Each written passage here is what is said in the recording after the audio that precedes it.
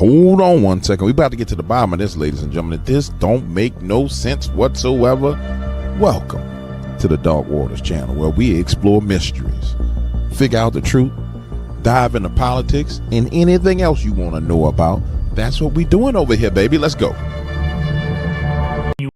What's up, ladies and gentlemen? The one and only James Williams, Dark Waters, and I'm back. Sorry, I've been gone for the majority of the day, but there were things that needed to be taken care of. I don't like the fact that they had to be eaten up the whole day, but I have some good news for you. I got the interview done with Miss Tamara Neely, cool young lady. That'll be coming out real soon, probably tomorrow morning.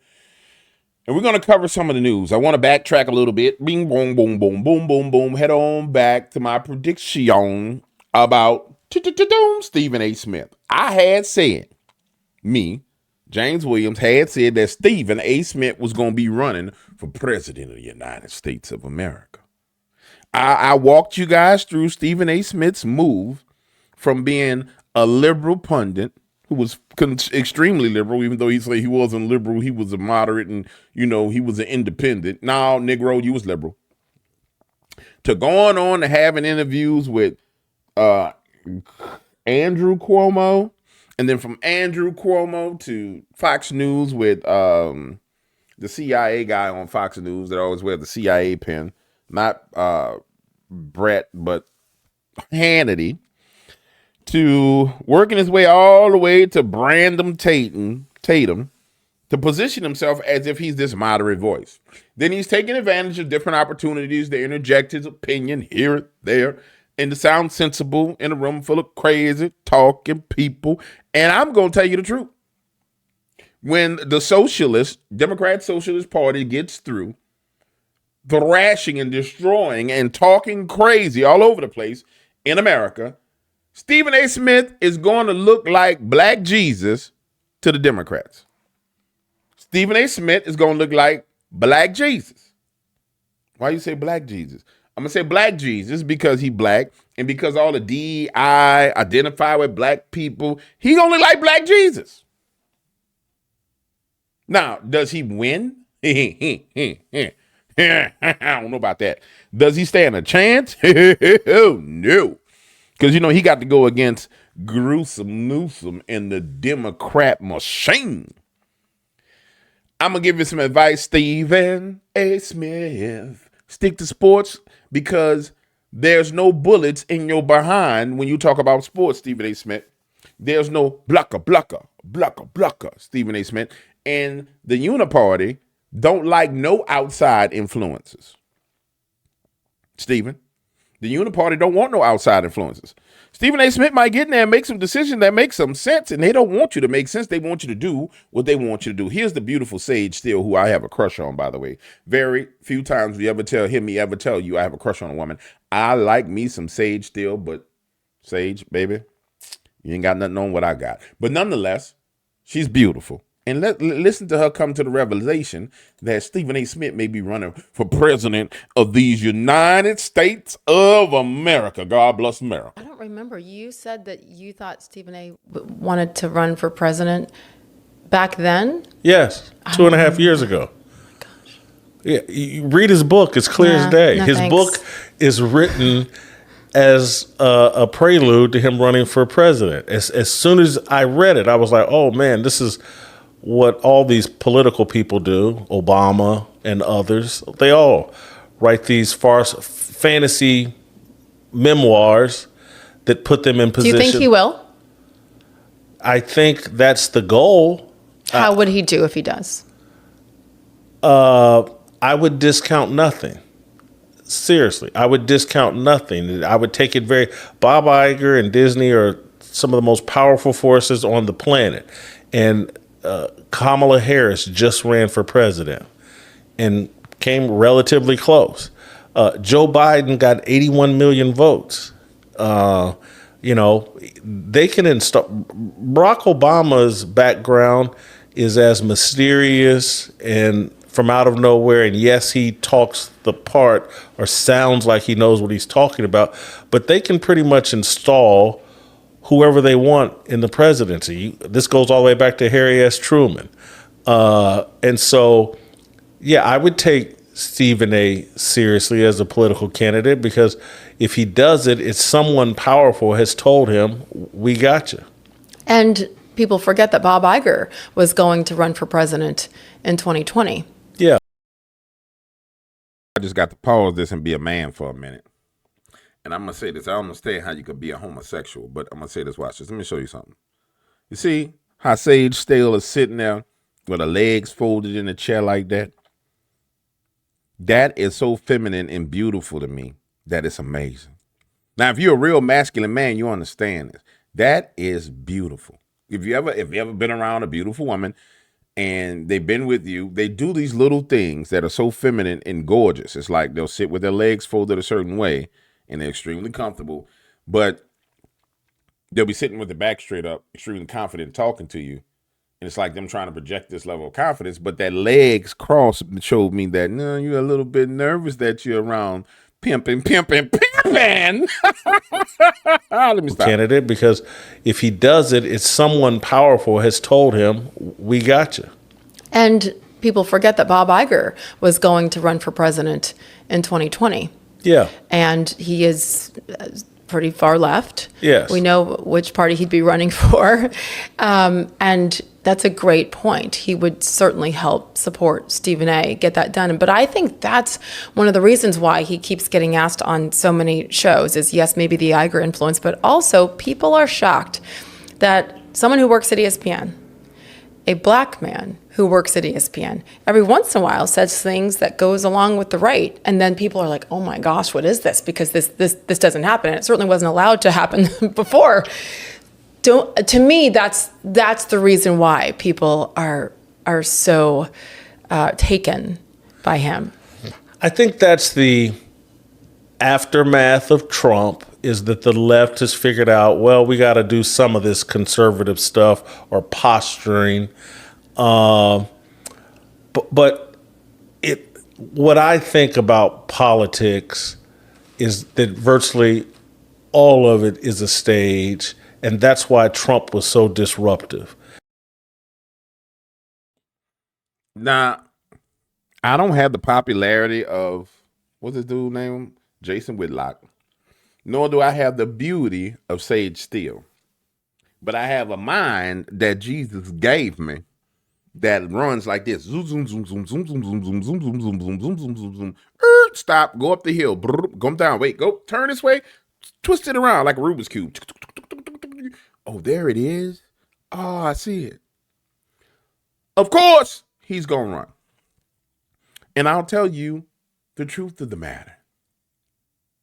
If I'm Stephen A. Smith, and this is me, this just me being Stephen A. Smith, not having the mind of James Williams, I would run. Why? Because the worst case scenario is I get the best name recognition there is.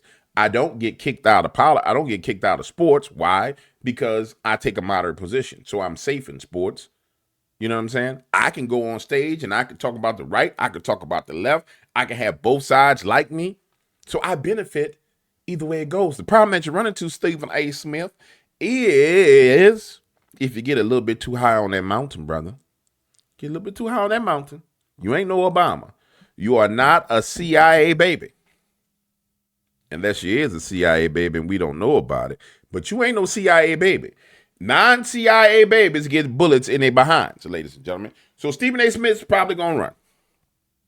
And Stephen A. Smith can be used to split the vote. Smith can split it. Smith can split the vote if it's necessary. And he can usher in the right person to the right position. And then, Stephen A. Smith can get some appointment like to an ambassador to some nation.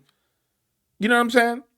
Yeah, that's how you do it. Like if I really want to be in power right now, I would get together about $20,000-$30,000 and I will go run for office.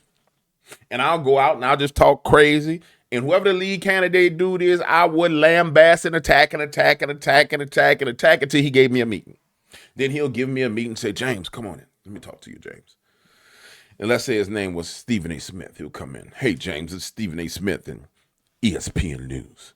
You don't stand a chance of winning this race. No, I know Steve. I know Steve, and I don't stand a chance. But why are you still in the race? Because I've been waiting for this phone call and this conversation so you can cut a deal with me so we can see what I can get. What's on the table for me, Stephen? That's what I want to know, baby. What can you do for me? What have you done for me lately? Ooh, yeah. Give me something and I'm getting out the race. Stephen A. Smith, well, we'll give your political PAC $100,000. That's not going to work, Stephen. I need power. I don't need no money. I need power. Power is the castle that's on the hillside that's from the 16th century that's still standing. Money, Stephen A. Smith, money, you must think I'm stupid, Stephen. Money is the damn manufactured trailer home that when a tornado comes by, it blows it away. I want power. I tried to tell y'all back in my day, when I was playing with the Kingdom of Darkness, I was a dog dude. Trust me, I understand these things. Smoky back rooms was what only place I lived in was smoky back rooms. Anyway, stop it, James, because people don't even know that about you, because then somebody be like, oh, he was there, was it you on the Epstein files? F you. The point I'm making is this. This is a political system that can be exploited if you know how to exploit it. Stephen A. Smith is going to try and exploit it, and it's going to hurt Stephen A. Smith in the end. Stephen, the risk outweigh the reward, sir. That's my advice from the one and only State Company ambassador. That don't mean you're going to listen to me, and clearly you're going to run for president of the United States of America. How do we know? Because here he is right here. And I want you to realize the rebranding of Stephen A. Smith's show, the straight shooter, Stephen A. Smith. Remember his original show was all sports. Even look at the colors. Look at the colors of the Chiron, the red, white, and blue. Look at it. Look at it. You see it? Now here you go. Now I'm gonna tell you something about Stephen. That man is entertaining. Stephen A. Smith is an entertainer. I got to give it to him. Got to give it to him. Hey, man, you know what? If y'all share these videos like y'all supposed to, hit the like button, I can make enough money to where I can go ahead and sit on the courtside seats and talk to Stephen A. Smith. But for some reason, people don't hit the like button. And then between people not hitting the like button and YouTube, acting like YouTube acts, hitting you with a copyright while you're in the height of your rise in the algorithm and knock you out of the algorithm, then it's not a right copyright and then removing it and then like, okay, now you got to start all your momentum again. But all I'm saying is hit the like button. Stephen. He did something that I didn't see coming. He said, to hell with it, open the files. I'll sign to open the files. No problem. And the first words that came to my mind was, uh-oh. Because Donald Trump is not going to do that if it's going to be something that significantly hurts Donald Trump. He's going to do it if, dare I say, he's got something on other people. Because that is who we know him to be, ladies and gentlemen. That's what it is. There's no way around this. And sure enough, one of the first names that came out was Larry Summers, who worked as the Treasury Secretary under the Clinton administration, who worked on economic policies for Barack Obama, who was religiously associated with the left, who was... Now, Stephen, I'm going to stop you right here because this is how you die. This is how you die, Stephen. Right here is how you die, Stephen. I'm just going to tell you. This how you get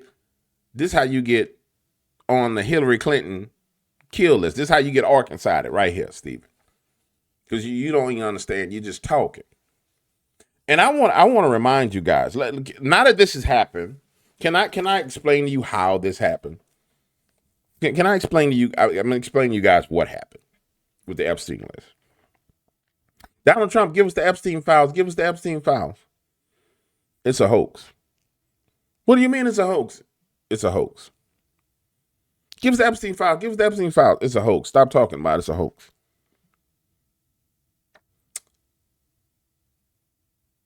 And I'm going to tell you this.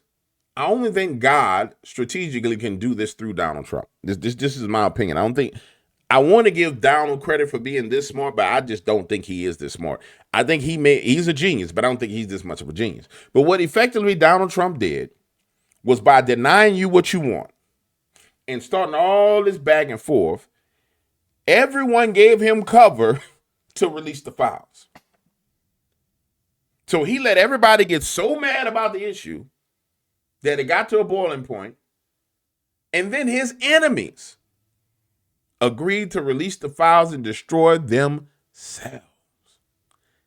That shit right there, pardon my language, that stuff right there, that's gangster. Do you understand the level of patience it takes just to sit there and let everybody talk crazy about you like that? I mean, think about it. Before they released the files, there was memes of him jerking off penises, saying that he was having sex with Bill Clinton and all the rest of this. And he just chilling. Just chilling. He let the left demand the files. He let the right demand the files. He let everybody challenge him about the files. He let all this stuff happen. He let Pam Bondi come out and say, I got the files on my desk and I'm going through 10,000 files. He let Cash Patel say, we got the files. He let Dan Bongino say, we got the files. Y'all saw that video of Pam Bondi and Cash Patel and everybody standing up there talking about the Epstein files. Looked like there was a deer in headlights, right? Everybody is caught aback by this, including this dude right here saying he's going to be running for president. I ain't caught aback by it. Only reason why I know is because these are the things you get in prayer. That's why I tell you guys you need to go pray, because the Lord will show you things when you pray. He showed me a whole bunch of other stuff. This is one of the few things I could talk about, because all the rest of the stuff, it's so gangster. I'm like, no, I'm not talking about that, because the only way you know that kind of stuff is going on is if God told you, or you some kind of psychic, and they're going to come try and kidnap me and put me in a lab and put some electrodes on my nipples and be like, tell us how you know. No, I'm not getting jumper cables on my nipples. Not for y'all. I love y'all, but no jumper cables on my nipples for you. No. You understand what I'm saying to you? The point I will make to you is this. That right there, how you get your own enemies to sign on to their own destruction, they all voted. Everybody's like, Clay Higgins didn't vote for the Epstein files. You missed the whole play. The Democrats who knew they was in the files voted for the files.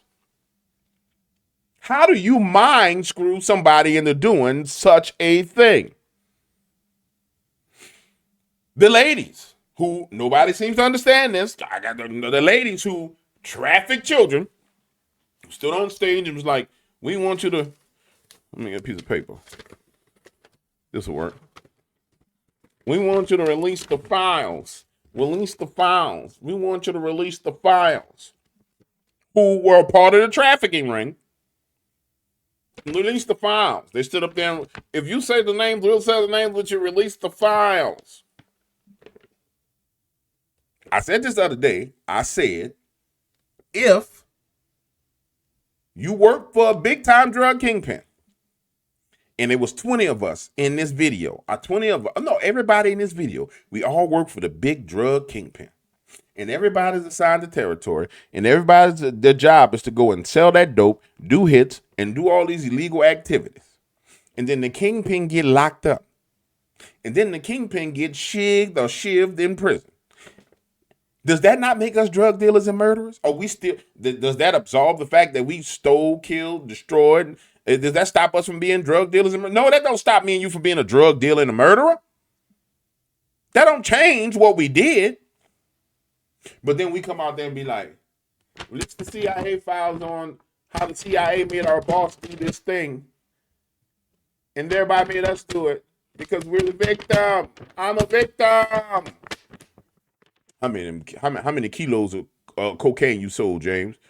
I sold. How many kilos? Well, it really wasn't kilos. It was 400 metric tons. You sold 400 metric tons of cocaine? Yes, sir. But I'm a victim. My boss made me do it. No, you going under the prison. You sold 400 metric tons. Do the math. You going to prison. I didn't do nothing wrong. I'm the victim. That move right there, and I'm just gonna say it was Jesus did. I'm not gonna give Trump credit for it. That was the most gangster thing I've ever seen. I'm sorry. That was the most gangster stuff I've ever seen. People be like, well, James, people think that Trump is this three-dimensional chess player, and he's not. It took pressure from all these different people to make it happen. I know that. That's the point I'm making. I'm not giving him credit. I'm giving God credit. That's the most gangster thing I've ever seen. The enemy signed on to their own death warrant. Don't believe me? Look what Mike Johnson did. Hold on. I know we're supposed to be letting Stephen A. Smith talk with his receding headline. Stephen, I'm tired of looking at your forehead. Hold on. Here it is. So here we got Mike Johnson coming out saying why the Epstein files can't come out.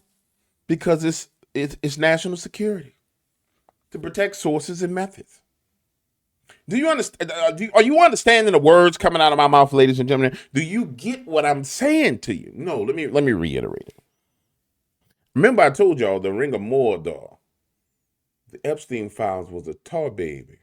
Imagine this ring, but with tar on it. Even if you just touch the ring like this, it gets stuck to your finger, and you can't get it off. Right? Remember I explained that to you? And I said it's a tar baby. I remember when I was a kid, I used to say tar baby. People are like, you can't say that, that's racist. I'd be like, no, a tar baby. It means a thing, an object that's made of tar that if you touch it, you get stuck on you. It's sticky. You can't say that. That's racist. That's what they will say about black people. That's not what they said about black people. Nonetheless, let's keep it moving. The point I'm making to you, ladies and gentlemen, is every last one of these enemies have been exposed by this thing.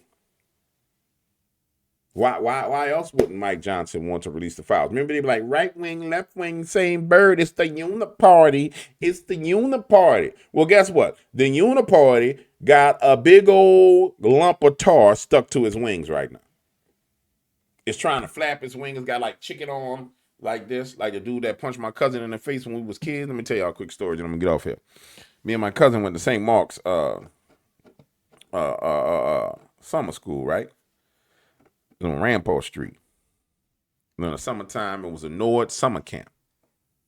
So when you go into St. Mark's Church, you go in through the side, they got a gymnasium. And then you go down these steps, they got a swimming pool. People used to be peeing in the pool. I ain't like getting in the pool.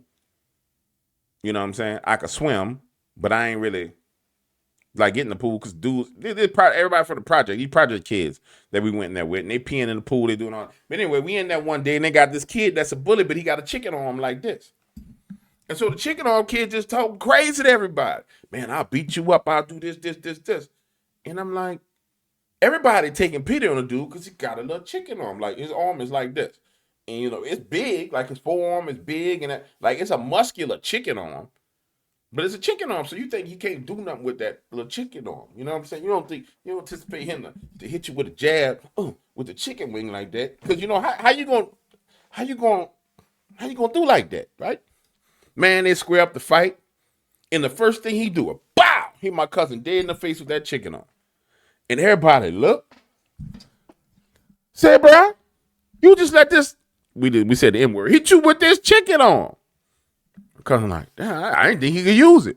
I mean, it was the most hilarious thing. Everybody laughed. My cousin, man, I didn't think he could use it. Dude swing the chicken arm, he ducked. Whop! Homeboy hit the ground like this. Boom! I'm talking about he out like this.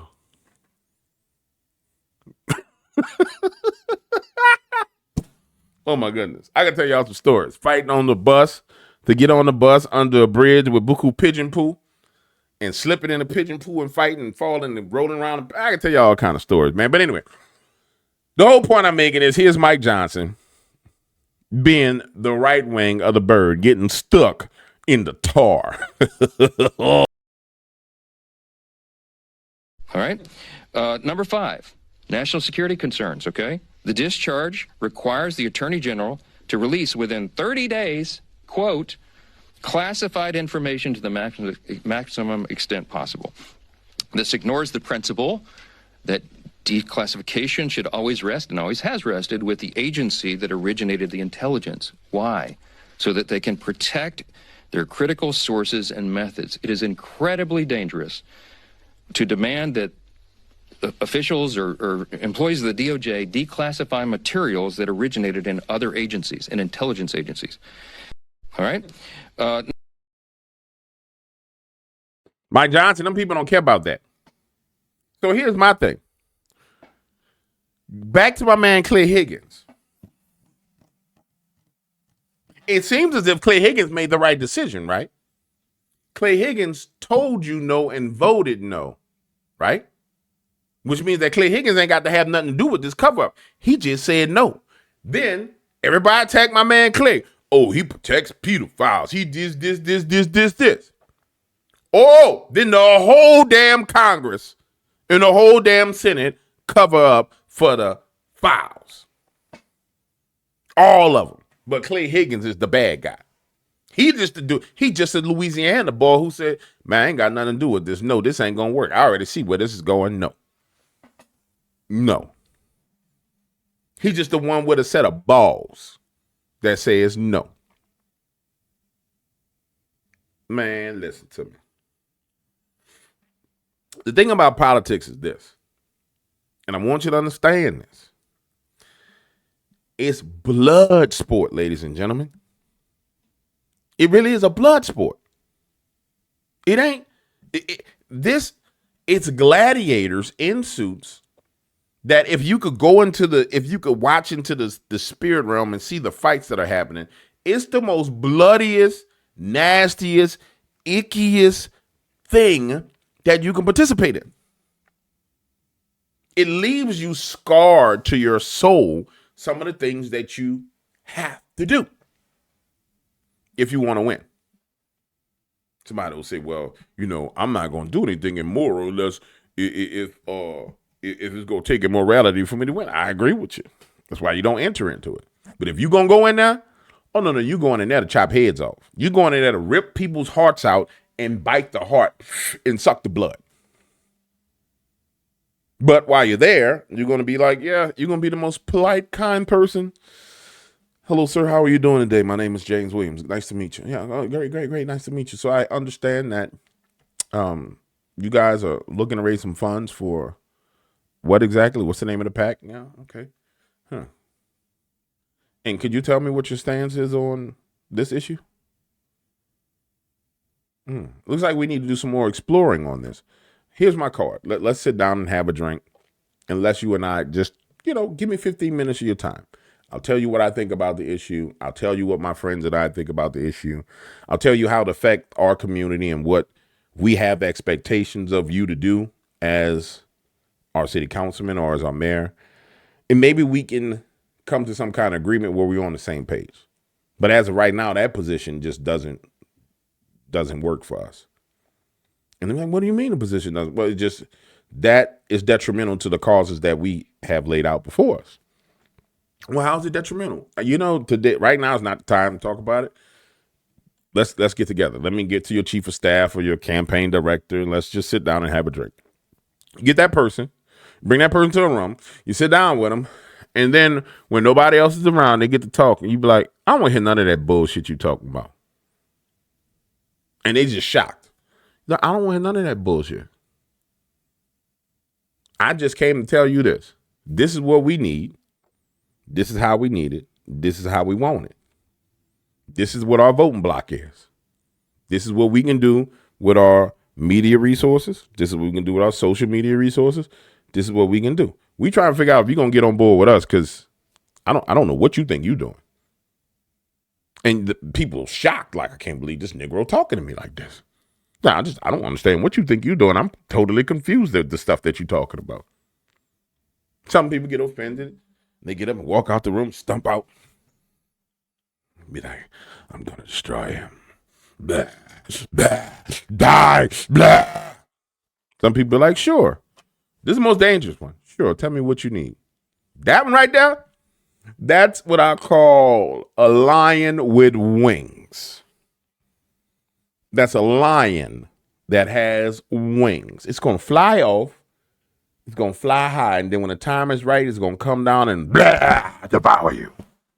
And you better have the right weapons in place for when he come back. Anyway, I'm talking way too damn much. I'm done. you know what? I like you. I hope you like me. If you like me and I like you, then there should be no problem with you hitting the like button. I understand. It should be no problem with you hitting the like button. Hit it. I dare you.